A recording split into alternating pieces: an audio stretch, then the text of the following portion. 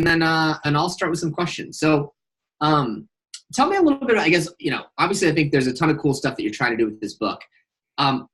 Maybe tell me a little bit about like what is a story that you think you would tell that would best illustrate like the book itself, meaning maybe a story from the news, pop culture. What kind of is inspirational to you to understand why this book, this direction is sort of important in those ways?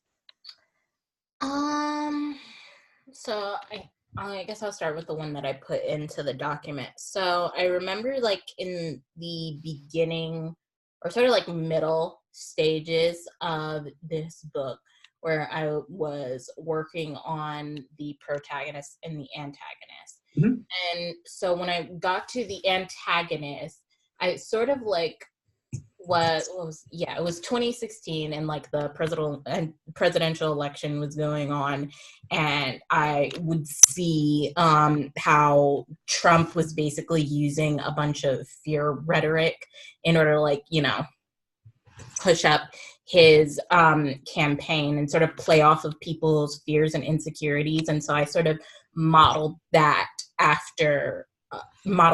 for my antagonist. So I guess like an overarching theme of the story would be, I guess, sort of displaying the way humanity is like on the brink of the apocalypse, like they're getting into their fears more and more each day, getting into basically the negative parts of humanity, basically. Mm-hmm. So like, if you think, is there a specific time to go even deeper on that one? Like, did you remember during this, like there was something that was said, there was something that like pushed you to say like, wow, this is like, this specific thing in the election is further than I even thought. Like, was there a tipping point for you that you kind of like remember or recall? I don't think it was anything specific. I don't think, from what I remember. Well, I mean, I guess I can probably use like Trump's whole thing about we have to build a wall because we got a bunch of illegal immigrants coming over here and basically like destabilizing the fabric of America. I'm paraphrasing, but yeah, of course. Basically, I guess I could use that as an example. Mm-hmm. Yeah, I mean, I think what's in part of this, right? Because writing what you're writing, right? Like this, you sort of the notes from the author at the start of this whole thing is really about sort of your chance to communicate with your reader, right? Like it's this idea of like helping you position a conversation, right, with them. And so in some ways, the more specific you can be about those moments that inspired you to say like, I got to talk about this because this seems even for me further than I would go, right? Like that connection to your reader, I think will be a helpful one. So I think, chew on it more. If there's a specific moment that you go back that really shocks you, that like, again, retell the story in that way. But I think there's something to that element, which is a powerful one.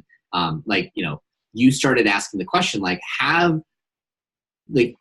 are we moving to a place where like humanity becomes on the brink, or are we even there, right? Like this sort of question, which seems so crazy to think about, but is that sort of one there, right? Mm-hmm. And so then tell me a little bit about like kind of this idea here a little bit of like, this book. So a good book, right, is sort of telling the story of like, everyone assumes this is the way life is. And then your book sort of takes issue with that to say, well, no, actually, I think it's different. And so some of the things, in your book is this complication of this sort of stories that helps us come to grips with humanity in these places. So tell me a little about what is the common view and what is your take on it? Is slightly saying like, no, it's slightly different, or it is different.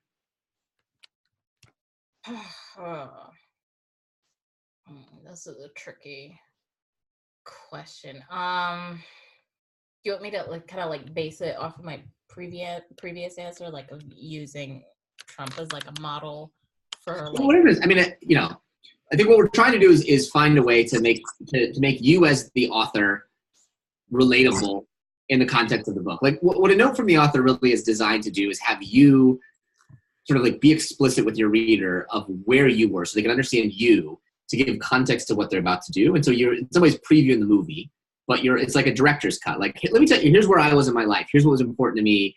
and I felt blank, so I had to like write this to counter that in some way, right? Okay. Well, I guess I can say, since like my book is a part of the fantasy genre, and Yep. like based on that, most, if not all, people sort of believe that with fantasy there's almost certainly going to be this conflict between good and evil, and they always expect like the hero to like embody all those basic good qualities, I guess, if I want to simplify it. And so I guess what I will probably do differently is sort of like find a gray area with my hero to like sort of like mirror that, even though this character is the hero of the story, they are the protagonist, they don't embody the qualities like solely associated with protagonists in fantasy. Like my hero, she's not all good, she's not all virtuous, like she has some dark qualities, and sort of like using my protagonist to sort of try and show that balance of like the human condition, I guess. Mm-hmm. Yeah, I think it's good. And sort of this, I think that's kind of a big thing, right? Like this sort of in this world today, it's, we always have grown up thinking that there's always a clear good and a clear evil, right? And all the stories are told that way. And even it's interesting when, yeah, right. Like, I mean, I think it's an idea that's it's a cross-cultural, cross-story sort of thing. We love having clear ways that we can define good and bad. And that's why I think there's this, I don't know if you're a fan of Hellboy at all, right? Like this idea of Hellboy being this, I haven't watched that in years, man. The only reason I say it is like, he has a new movie out. There was someone saying about what has been interesting about sort of the hero who is flawed, right? The flawed hero, which I think is, there's a reason that character has struggled to get mass adoption, is what they were talking about. But anyway, so similarly, I think there's something interesting about this idea of like, even going back to this election a little bit, like, and stuff like that, of like, that perception is what matters. Like, it's crazy for me to think, but like, sometimes people on the, like, Christian conservatives are, said that Donald Trump was sent from God. And like, it's like difficult for me to get my head around. But like, to them, their hero has other things and they're willing to look at those flaws and like not worry about it, right? Same thing with like Hillary, right? Maybe like for people who are Democrats in that way. So it's this interesting thing. Maybe that's part of this idea of like, I wanted to explore the question of like, what happens when our heroes are not our heroes, or are not our heroes to everyone, or whatever those things are. There's something really interesting about that identity of our hero, and the fact that like, it's not black and white, it's gray. Mm-hmm. Yeah, basically. Interesting.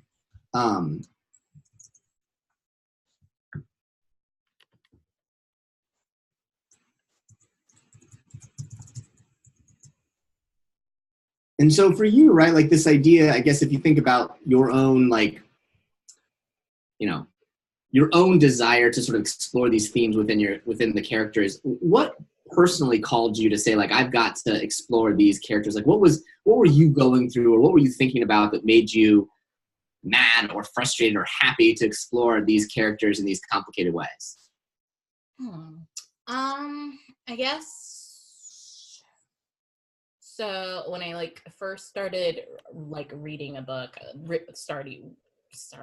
started reading the book, I was actually reading the A Song of Ice and Fire books, and sort of like obsessing over George R.R. Martin and basically his messages and his themes in his own stories, and how they basically center on human conflict. And it got me really thinking, like, this is something that not many fantasy authors do. Like, based off all of the fantasy that I've read so far, it's very, I don't want to say formulaic exactly, right, but it does follow certain rules expected of the fantasy. And I remember feeling like so geeked up and so like, excited about this new way of looking at fantasy and how it could be used to tell a more complex story than what we're used to.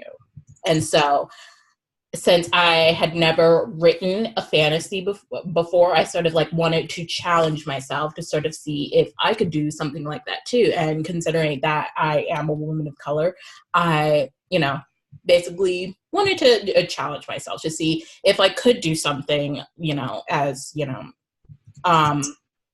intricate and complicated as George R. R. Martin writes his stories. Would it be as well received at him, not only because I'm very young, but because I'm a woman of color, because this is like sort of new territory for me. So it's all sort of like an exploratory challenge for myself.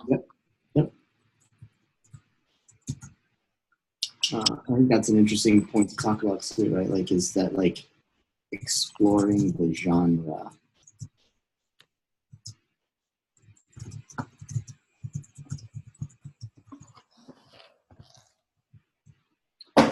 Yeah, so I think you've got something really interesting here, right? Like, I think this idea of like flawed characters, flawed heroes, like these sorts of things, like is interesting. So let me so the notes from the author, right, is your chance to talk to your reader, right? And it's this, it's typically at the start of the book, and sometimes you have notes from the author at the end or postscript from the author in these sorts of ways. So how you decide to do is up to you. But I think the reason I think it's an important exercise to try now is because these themes that you find or you're explicit with your reader on will be helpful as you start to craft the story, to make sure that you're explicit with those themes being important in there, like just sort of weave it into it.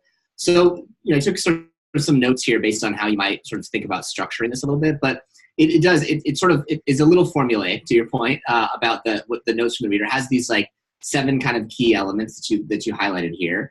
And I think the important thing is that, like, it connects you personally. And so you have this thing. So I think this story of like going into your own personal thing of like the frustration and I actually think that like this idea of exploring the election in general, like Trump and Hillary, and this idea of like flaws and character and issues, like it made you question a lot of these sorts of things. And I think this idea of like, when you were writing this book, this thing that was like struggle in fantasy, but in all stories, is like that we know how a hero is supposed to look. Like it's clear, and that like, what if they don't look like that? What if they're different? What if they have these flaws? What if they have gray things like that? And then like, I think this idea like that you believe that like heroes aren't clearly good or evil. They're not, they're not perfect. And that like you wanted to explore the genre in a world that like wasn't formulaic, right? That had these complexities and these pieces, particularly with someone who was like,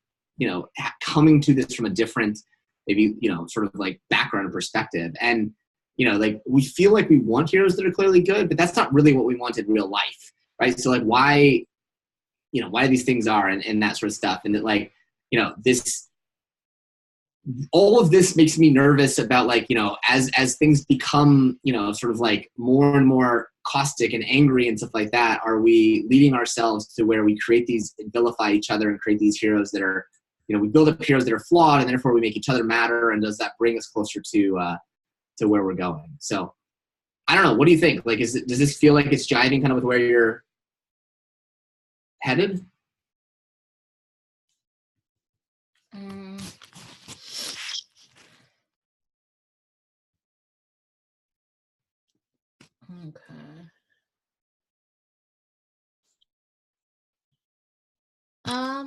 Yeah, sort of it pretty much gets to like the gist of, yeah.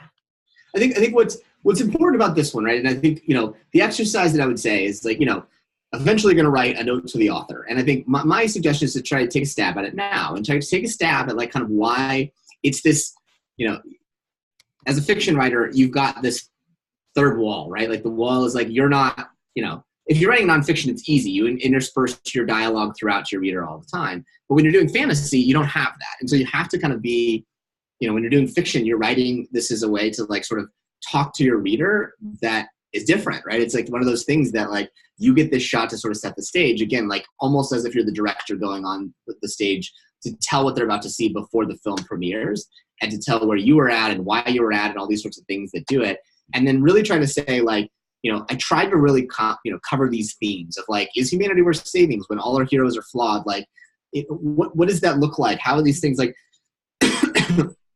There's a lot of complexity that you're trying to do, but to try and really be explicit to your reader, I think there's something. Anyway, I think it'll help you as you continue to write to make sure.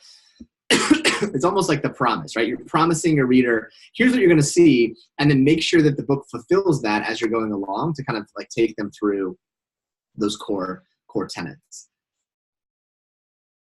Okay. Alrighty. So take a stab at a, sorry, man.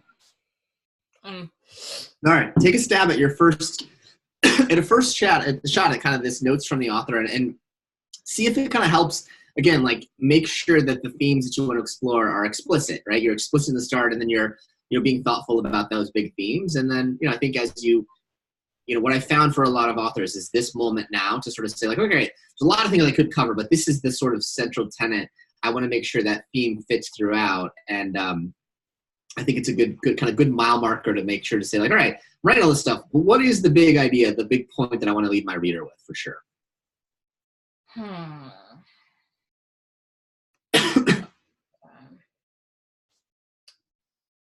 God.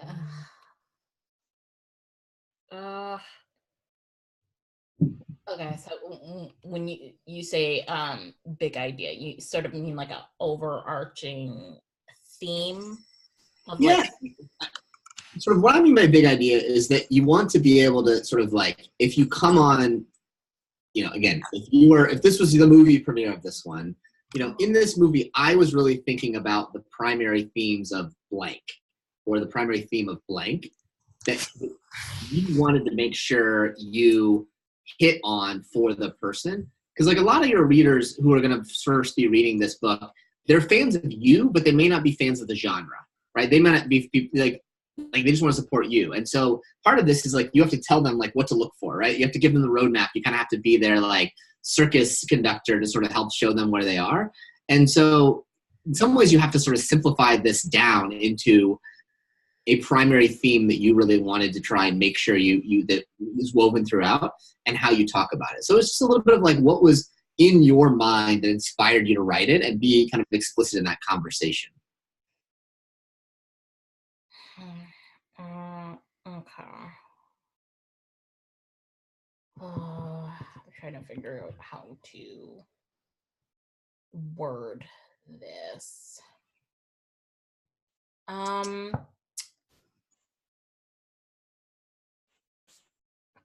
Jesus, like.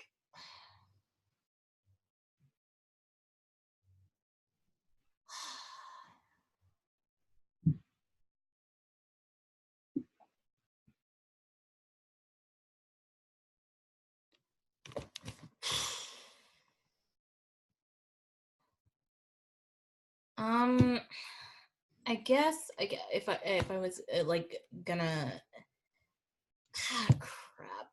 This is like because I'm like so crap at the whole spoken word type of thing. Try to like articulate my thoughts like and better at like writing them out. Is there any way we could come back to this part? Whatever you want. I mean, the reason I do this conversation now is that you're sort of at the point where it's good to start to think about like how this is perceived to your reader. You're at that point, right, where it's like you're going to have to sort of simplify some of the concepts down to something they can do. And so, but if you're not there yet, that's fine too, right? Like this is just it's a moment in time. And for a lot of authors who've been working on these stories for a bit, it's this moment to sort of say, great, I'm sitting down with my reader. What am I going to tell them about this book in a way that like says, where was I at as the author in this point in time? And then what was your hope for that you could communicate to your reader at that point? You'll rewrite this a bunch of times, honestly, but it is one of those things that like, as an exercise of actually talking directly to your reader, that there's a powerful part of it. So let's say it this way. You can decide not to do it right now. Totally fine. But the reason to do it now is just that it gives you a chance to sort of think about your reader explicitly and speak to them one-on-one. Okay, so I think I may have something and you can like, tell me if you think it needs work. So I guess if I would simplify it for readers, is I'm like telling a story where I'm presenting the traditional aspects of what they may expect of a hero. And since I'm using a lot of religious lore, like Christian, Judeo, even some polytheistic lore as well later down the line in the series, I sort of like present the writing and the characters in a way that is expected based on lore and like those reputations. Like, for example, with me using a Christian lore, like when that's used in fantasy with writers like Cassandra Clare or Becca Fitzpatrick, etc., the angels are sort of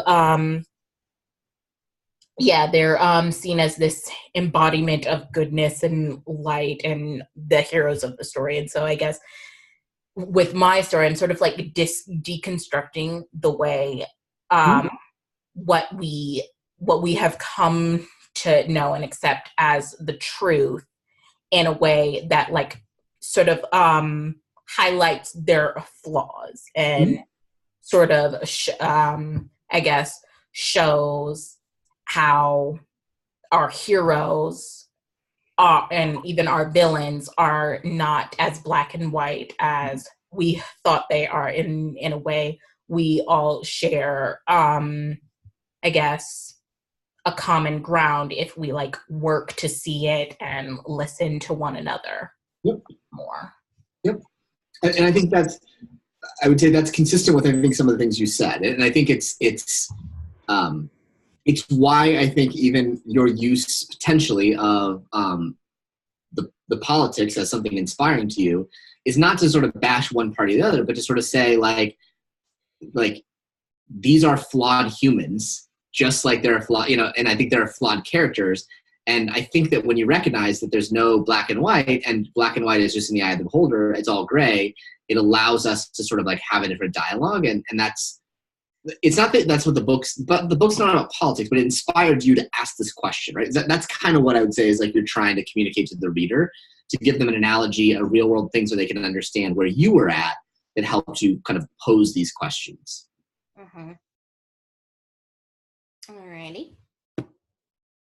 Does that help a little bit? Like at least sort of think about like how to start to think about a first pass at this? It does help me sort of, I guess, brainstorm and sort of like bring all my. Sorry, that was a text from my mom. Yes, like helps me bring all my thoughts together in a more focused way. Because like I said, I'm terrible at voicing my thoughts and like the themes and messages I want going on in the story. I'm a little bit better when writing about it, or having time to like script myself. So this is definitely good practice. This is the first part of the conversation, written and oral, that you're going to have on this one. But I think it's a good conversation to have with yourself of like going, it's easy to abstract out into the story and get lost in that one. But it's sometimes more difficult for the author to sort of say, like, let me think about what I'm thinking about, what I'm feeling, why I'm inspired and motivated in this way. And being explicit about it and writing in this sort of draft of a note from the author can help you with that, explicit contract you're sort of entering into with your readers. Alrighty. So take a stab whenever you feel ready about it. Take a stab at it, and I think know that it'll evolve a bunch of times. But I think the act of doing it will help make sure that you are thoughtful about your reader, because you're actually almost in writing this sitting down and saying like, hey, let me tell you what I was thinking, and like it'll sort of feel like it'll be laying out the inspiration for them and for you. I thought I had already done it. Though we're still in the big idea portion, right? Yeah, I think the part below it is like this idea of like notes from the sort of like try and actually craft this now into a note, like dear reader, or whatever that would be, and see if you can write it. Yeah, write it up. You know, I put some notes in there based on some of the things you said. But see if you can write this down, like in a way that is like, I think the one thing that I think you want to make sure of is that this is, you are opening up your own kimono, right, to the reader a bit to sort of tell them about you, right? And like going one layer deeper, not about what the story itself, but you and why you wanted to explore these themes in the story. Okay. All right. I think I have a clear idea. Okay. Give it a try. You again, I think as it will feel both easy and hard on the same time, because like it's, you know, you have to go deeper on yourself, but it's also telling what you think, and that's, I think, kind of like the, you know, that's the secret of it. Alrighty. And you said like sort of more center it on me, right? Yeah, centered on you. You're communicating. It's like director's notes, right? Whatever. If you know, it's your perspective from you as the author about like telling your reader what it is. So about you, not necessarily the story, but like you telling about the themes that you're writing about in the story. Okay. All right. And why you're inspired to write them. Okay. Alrighty. Guess I have something. I think you got it. I think there's something really interesting here. This idea of a flawed hero and like, does that, what are the consequences of that, is a powerful idea. I think there's something to that.